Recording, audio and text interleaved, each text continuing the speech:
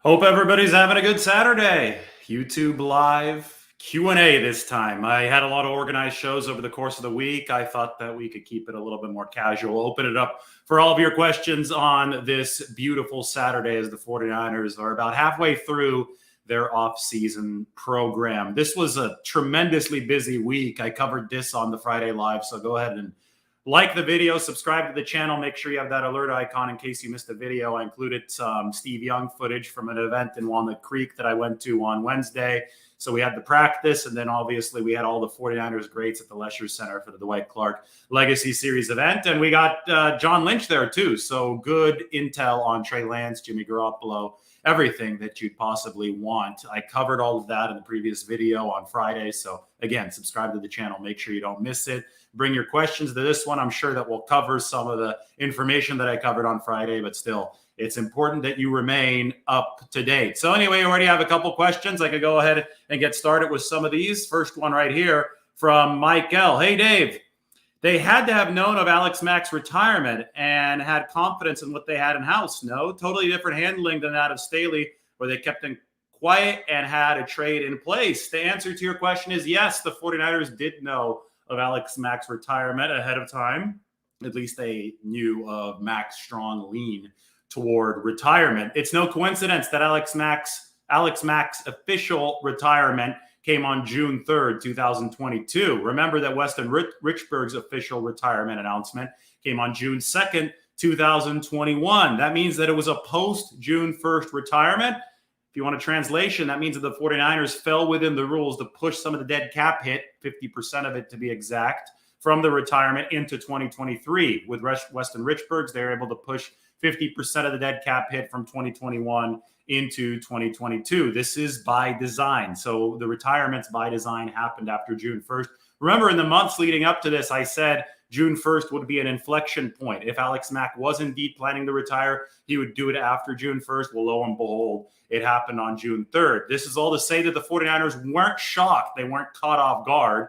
Fans seem to act like they were caught off guard, but this simply isn't the case. This was a by design retirement after June 1st. And hey, the 49ers have made moves to insulate the center position.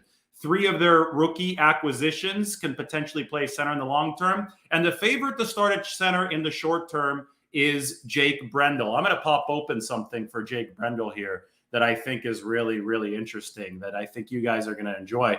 A lot of people are not really in tune with what Jake Brendel might bring to the table. And the athleticism and the explosiveness to me with Jake Brendel is actually special. And maybe it's because he was drafted quite a long time ago. He's been in the league since 2016. He wasn't drafted. He was undrafted that year. But maybe it's because he's, creeping up to 30. He hasn't been a full-time starter anywhere. People are counting him out. But Jake Brendel's skill set fits the 49ers really, really well from an athleticism standpoint. So I'm going to share the screen here. This is Jake Brendel's spider chart. Share screen. Here we go. And pop this one open. Look at this. 40-yard dash, broad jump, 3-cone drill, and 20-yard shuttle, especially the 20-yard shuttle, which is right here where my cursor is for Jake Brendel. 97th percentile. The guy is twitchy. He's explosive. His 20-yard shuttle time was 4.27 on the 20-yard shuttle, which is one of the fastest in recent memory for an offensive lineman. And this was back in 2016 when Brendel was coming out of UCLA. So anyway, we talk about the 49ers wanting twitchy offensive linemen who are able to block spatially, get from point A to point B in outside zone, because it's like an accordion, right? That offensive line has to stretch quickly, and you're counting on the center to make some difficult run blocks in the system, which is why they liked Weston Richburg when he was healthy so much, which is why Alex Mack was such a great center for 3 different Shanahan teams, for the Browns, for the Falcons, and then for the 49ers. Well, it's tough to find that skill set, right? It's tough to find the skill set of a center who's able to, anchor and pass protection, but also be able to get out and do those difficult blocks in outside zone. And Jake Brendel has the skill set to be able to do that. Now, go back a little bit further, 2016, 2017 with the Miami Dolphins. Chris Foerster brought Brendel into the league. Chris Foerster used to be the offensive line coach of the Miami Dolphins. So Firster is the 49ers O-line coach now, loves Brendel. They signed him in 2020. He opted out of that season because you could opt out for COVID concerns. And then in 2021, Brendel came back and actually earned a spot on the 53-man roster. So I think fans are undervaluing what the 49ers think of Jake Brendel right now. And he's been healthy. He's explosive. He knows the system, and the O-line coach loves him. The 49ers weren't caught off guard by Alex Mack's retirement. And that means that they've probably been eyeing Brendel to take over this spot for quite some time now. So stay tuned. But what you see up on the screen right there is what Jake Brendel brings to the table from an athleticism standpoint, and it's a very good fit with what the 49ers have at the center position. All right, let me take a look at some more questions. Looks like they're pouring in. Anybody that has just joined, make sure that you like the channel, subscribe to the channel, and obviously subscribe to The Athletic. Oh, a lot of questions. This is awesome.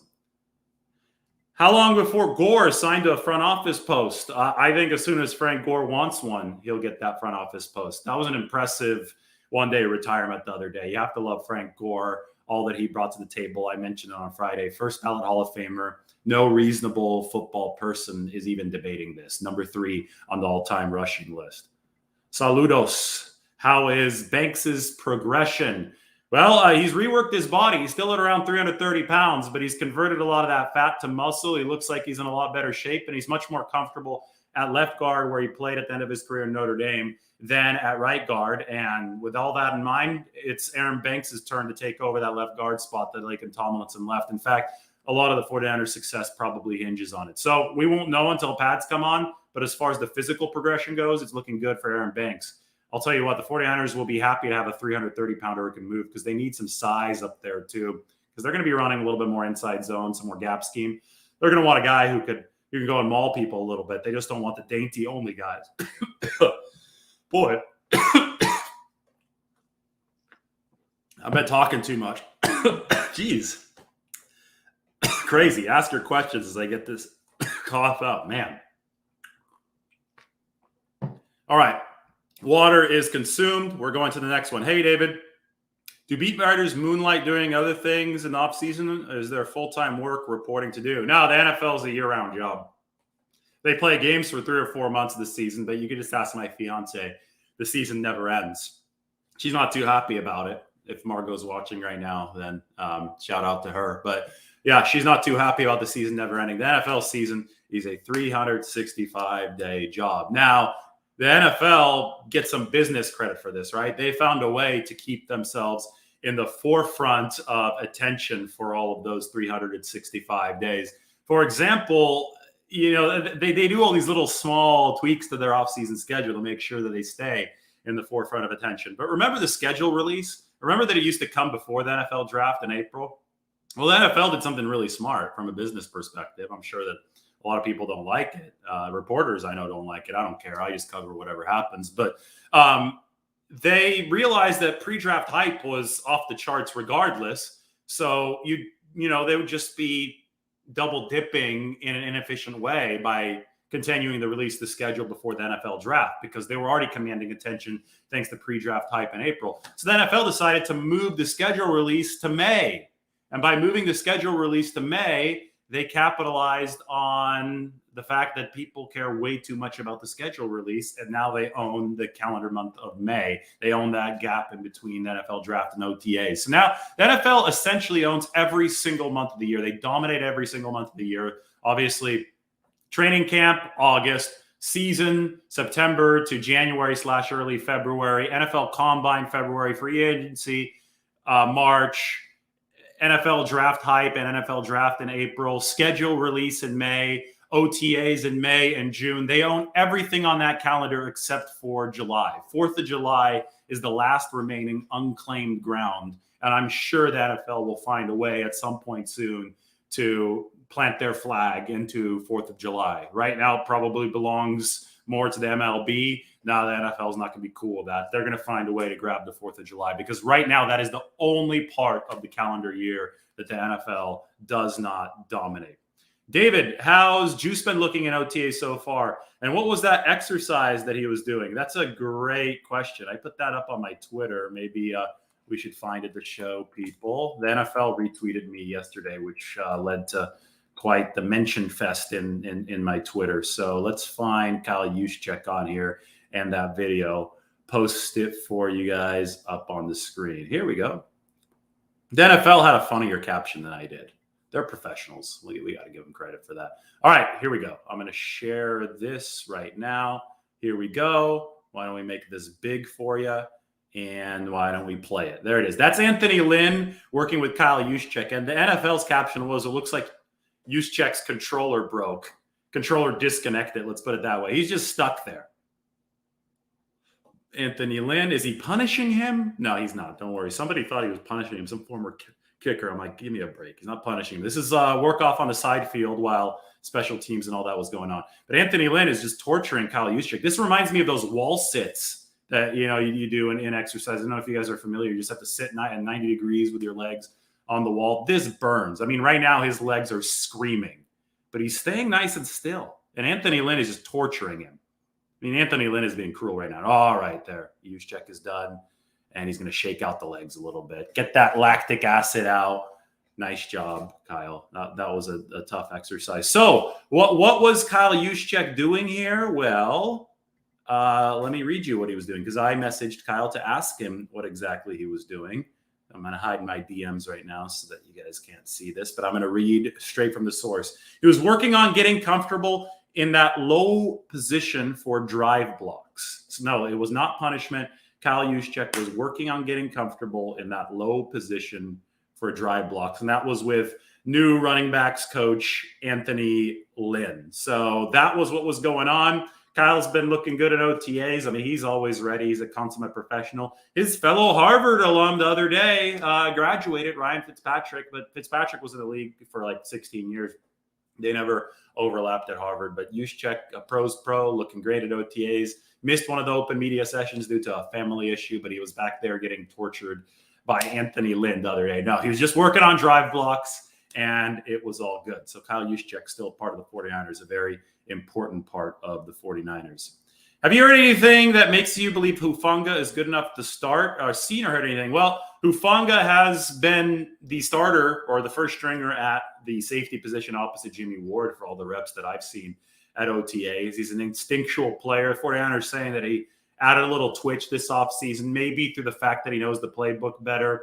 I would still make sure, if I'm the 49ers, to make sure that's a very open competition, just because you want iron to sharpen iron. But as of right now, he's at the top of that pecking order behind Jimmy Ward, obviously. Jimmy Ward is the clear number one safety for the 49ers, but it's Hufanga who's number two. So, I thought coverage was a little bit of a concern last year, but if he's added some twitchiness, that would help. He needs to be running faster than a 4.6 to be a starting safety in the NFL, but he's a good tackler, and he's got a nose for the football. And, he's got Troy Polamalu, a mini Troy Polamalu here. Not as crazy as Polamalu, but he was working out with Polamalu, fellow USC product, again this offseason, and that's a good thing for Talanoa Hufanga.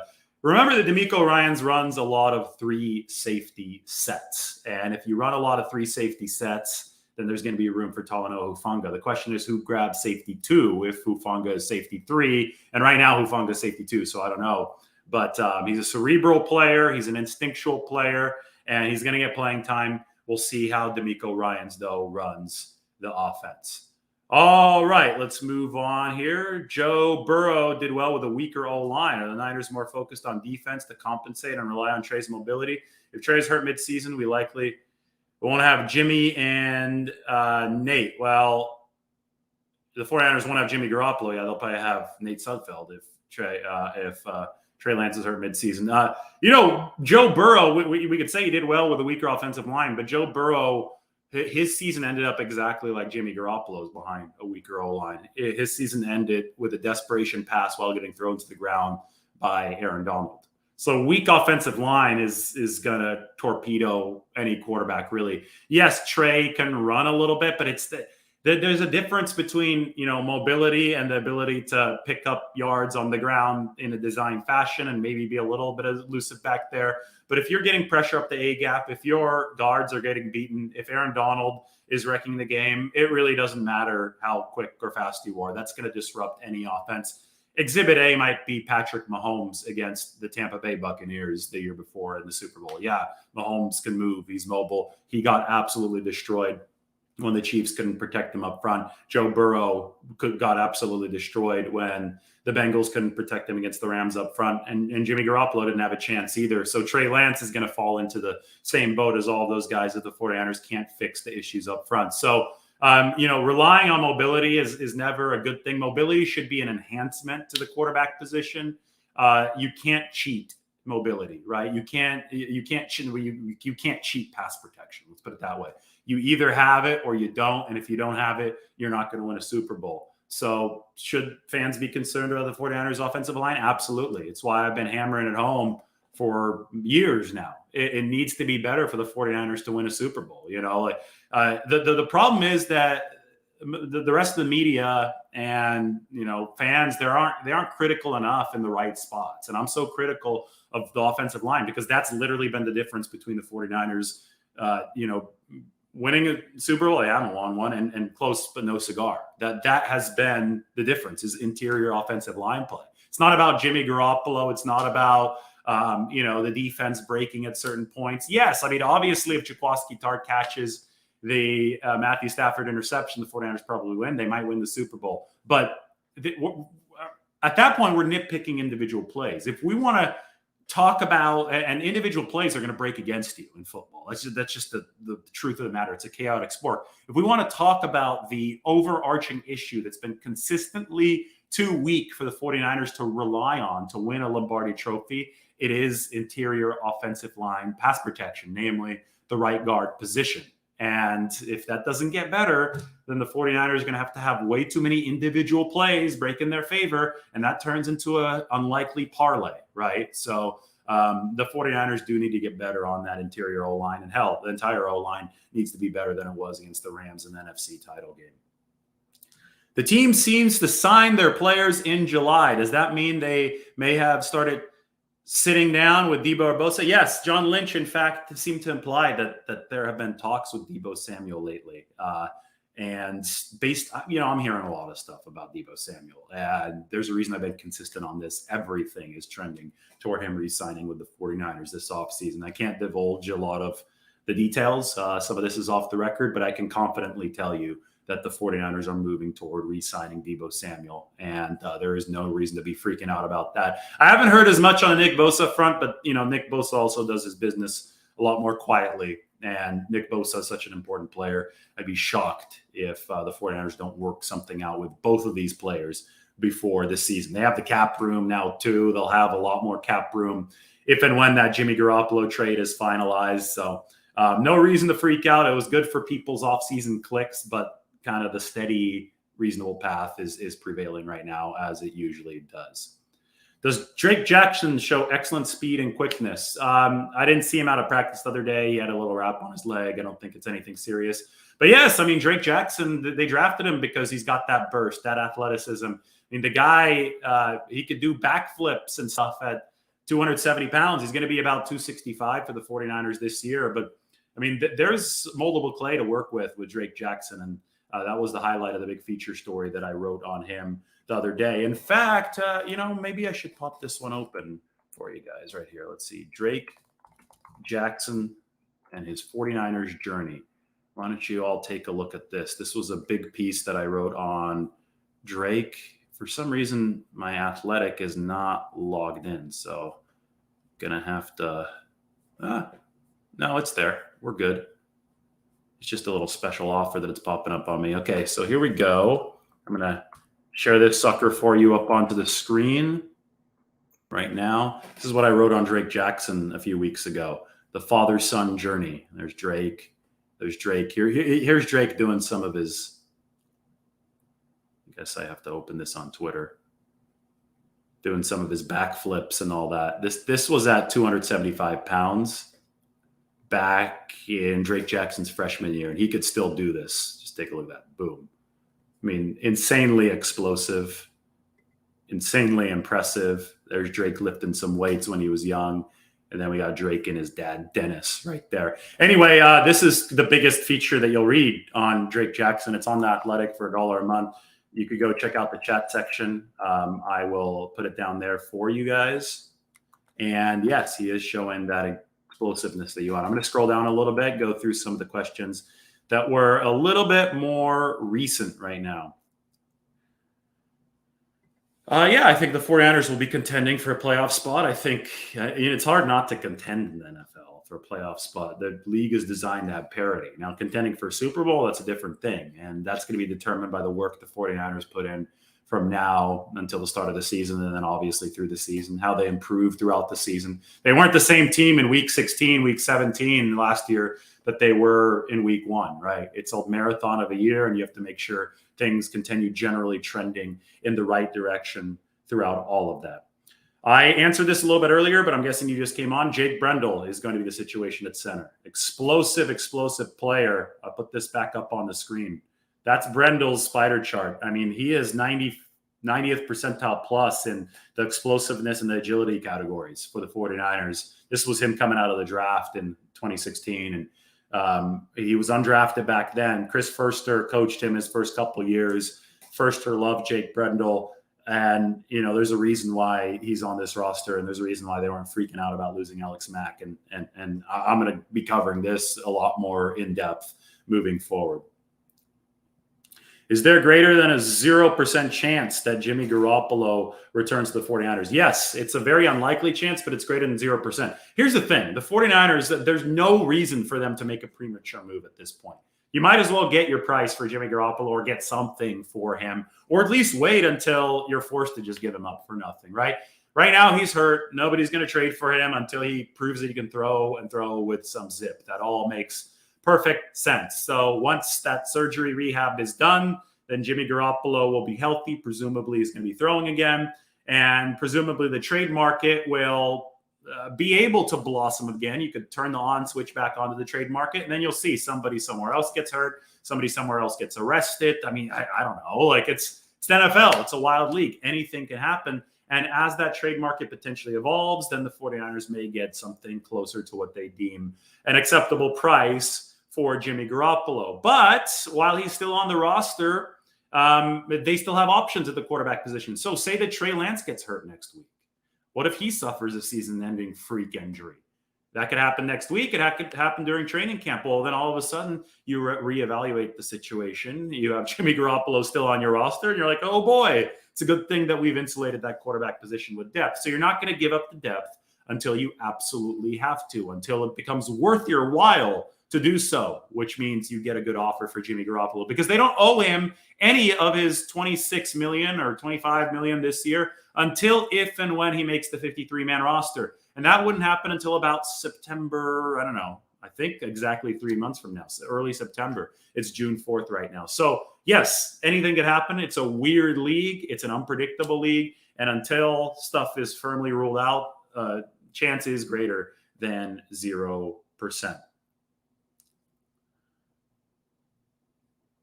It doesn't seem like any team possibly interested can afford Jimmy, does it? How much of Jimmy's bill do you think the Niners will have to foot in a trade? No, there could always be a reworked contract as part of a trade. Remember, none of Garoppolo's money is guaranteed. The 49ers already paid out a signing bonus. It was only $6 million back in 2018. So it'd only be, $1.4 million in dead money for Jimmy Garoppolo. That just has to hit the 49ers cap. That was prorated. The rest of it is not guaranteed until he makes the roster week 1. So any team that the 49ers trade Jimmy Garoppolo to would likely rework his deal. And it wouldn't be hard to rework because that money, again, is not guaranteed. So affordability and all that, that's not really an issue here for Jimmy Garoppolo. It's about the trade return the 49ers might get and the fact that they still control his contractual rights this season. All right, let's take a few more questions, then I have to go. Everybody, if you're just coming in, make sure you like the video, subscribe to the channel. I'm taking time out of my weekend to answer some of these questions. They're all good. I enjoy doing this, but would really appreciate if we get this thing blowing up, growing as much as possible. And of course, if you go and subscribe to The Athletic, that'd be an added bonus as well. Who is rotating at center besides Brendel? Well, Brendel's the first team guy right now. Brunskill would be the other option for the 49ers at center, but you don't want to disrupt right guard. And I think Brendel is a better option anyway at that center position since he has specialized there. The young guys would be Nick Zakelj, Donovan West, Jason Poe. Poe's interesting. I got a piece on him coming out early next week. I mean, he's got potential positional versatility. It's too early to say exactly how these young guys are looking though, because the pads aren't on up front. So guys are getting in shape. Guys are learning the playbook. I'm not going to lie to you and try to make more out of OTAs than is actually the case. It's training camp that's going to be the real deal. All right. Everybody asked me who starts at center, but I think I've already answered that question. Do I think that Brandon Aiyuk becomes wide receiver 1 to do the chemistry with Trey? I don't believe in wide receiver 1 tags, especially in an amorphous 49ers offense. One could argue that Kittle has that role, right? But they have a lot of really legitimate weapons. Deebo Samuel, Brandon Aiyuk, George Kittle probably being the 3 headliners, but they're going to throw to guys out of the backfield. They're going to throw to a player like Kyle Juszczyk. Jawan Jennings is going to have an important role. And the more players who can be featured, the harder it is to defend the 49ers. Somebody asked about Spencer Burford. Yeah, we'll see how he looks. Again, with these rookies, they all need to get a little bit stronger. They're all learning the system right now. And for all of them, we can't offer a firm answer until pads come on in training camp.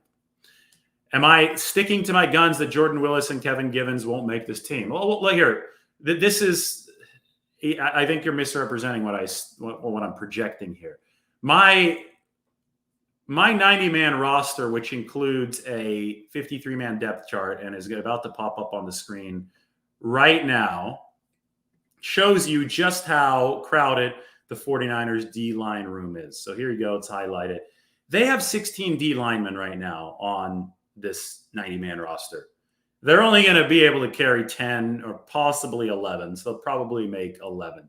Just for the sake of showing you how crowded it is, I have the 10 that, I think will make it, health permitting: Bosa, Armstead, Kinlaw, Ebukam, Amenahu, Hyder, Ridgeway, Kimoko Toure, Maurice Hurst, Drake Jackson. And then, if there's an 11th, yeah, maybe Willis or Givens. But the thing is, if nobody gets hurt, and they only carry 10 or 11, that, yeah, somebody's going to be on the outside looking in. That's assuming that Kalia Davis is a injury list guy at the start of the season. So it's an extremely crowded room. Now, the thing is, somebody probably will get hurt. That's just the nature of football. So in all likelihood, I think, it's more, let's put it this way. It's more probable than not that Willis and Givens both do make the 53-man roster. But when I'm trying to illustrate this kind of stuff, then I can't just say that Hassan Ridgeway's hurt, even though he's not on my spreadsheet here, right? So we have to realize that this kind of stuff evolves and changes, and depth is a good thing for the 49ers because D-line is so important to them, so that they can, confront these obstacles as they come, so that they're ready to take on these challenges as they come, even though they might be unpredictable right now. So that's my answer to the question, because it's not really fair to be backed into a corner when there's so many variables that can break in different ways moving forward. Luis will say, I will go with Givens over Hurst. Hurst has not played at all due to injuries. Givens has been solid. Yes, and in all likelihood, it won't be that decision for the 49ers. In all likelihood, these roster logjams work themselves out. So, we'll see. There's no reason to speculate about the 100 different ways that injuries and everything can play out between now and then. Let's just see where the 49ers are when they have to hit cut down day. Which player affects the defense more by playing to their potential? Jason Verrett? I think you're saying, are you talking about Jason Verrett there, or Kalia Davis? I don't know who the guy in the middle is, or Drake Jackson. If Drake has a lot of support on the defensive line. If he didn't show up at all this year, the 49ers will still have a good defensive line. Verrett, too, they're not relying on Verrett, but boy, if Verrett plays to his potential, right, which is Pro Bowl level cornerback coming off this injury, opposite Charvarius Ward, they're going to have a damn good defense. So, boy, Verrett that would be insane, because then you could have Ambry Thomas, Emmanuel Mosley mix in the slot. If you have 2 lockdown corners, which Verrett is playing to his potential, this defense would be scary good. You're starting to talk top defense in the league if that is true. How would you rate the players competing at slot cornerback? Well, Samuel Womack has a chance to be a really good football player, but he's got to get a little bit stronger. Darqueze Dennard is interesting to me because he's a veteran and he did such a good job for the 49ers last season. Womack is the rookie. Dennard was the player the 49ers picked up late last year. Big time spot duty against the Rams there in the final week of the regular season. I think Mosley's a player at the slot cornerback role, especially if Verrett can be healthy. I also think they might kick Mosley inside on certain pass downs. He's interesting. He doesn't have the typical slot corner build. He's a little bit longer, a little bit taller, but he's a player that the 49ers certainly trust in that slot cornerback role. Deommodore Lenoir, yes, maybe he throws his hat into that ring. It's crazy because the 49ers have a lot of options, I think, now at the slot that they didn't have last year. Last year was K'Wan Williams or bust.